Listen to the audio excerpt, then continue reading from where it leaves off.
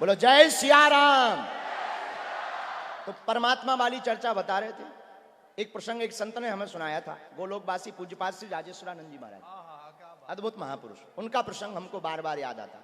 आहा, जटायु जी महाराज का प्रसंग सुनाते थे। वो कहते थे कि जब जटायु जी ने देखा कि जनक नंदिनी श्री जानकी जी का हरण विदेशी आक्रांता रावण हरण करके ले जा रहा है, उसको देख करके हृदय विदीर्ण हो गया और भारत की मिट्टी का ऐसा प्रताप है कि उनका वीरत्व जाग गया।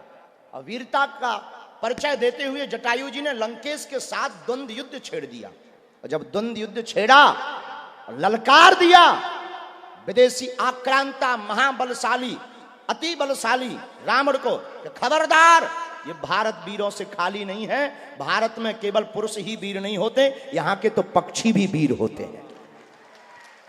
जब ललकार दिया, लेकिन रावण ने छल बल करके जब जटायु जी के पंखों को काट दिया तो जटायु जी भूमि पर गिर गए। हृदय बड़ा कठोर था रावण का, और भूमि पर जब जटायु जी गिर गए, घाव बन गया तो मिट्टी लग गई घाव में, और दोनों तरफ जब मिट्टी लग गई तो असहनीय दर्द होने लगा। असहनीय वेदना से आर्तनाद स्वर में राम राम राम राम राम राम राम राम राम कहते हुए आंखों से आंसू बहाने लगे।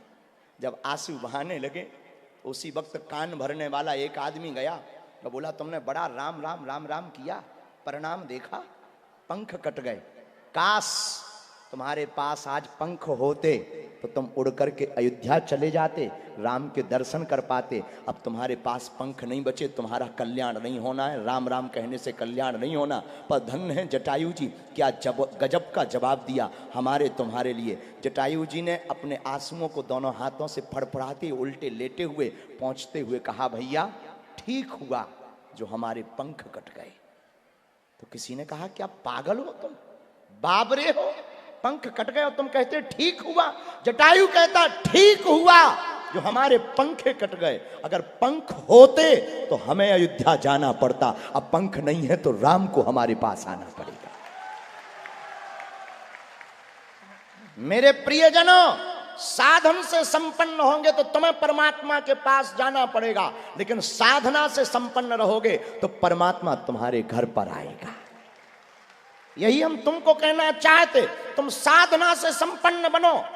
हनुमान चालीसा रटने से काम नहीं होना है। हनुमान चालीसा के चरित्र को जीवन में उतारो। राम कथा से तुम्हारा कल्याण नहीं होना है, राम कथा को जीवन में उतारने से तुम्हारा कल्याण होना है। वरना तुमने कितनी कथाएं नहीं सुन ली, कितनी बार ताली नहीं बजा ली, और कितनी बार तुम धूल उड़ाकर नहीं चले गए, और तुम्हारा जिंदगी खाली का खाली रहा, कोरा कागज का कोरा कागज रहा। जिस दिन तुम चित्र की जगह चरित्र को अपने दिल में रखने लगोगे, उसी दिन तुम्हारी जिंदगी में क्रांति होने लगेगी और तुम्हारे जीवन में राम राज्य आ जाएगा।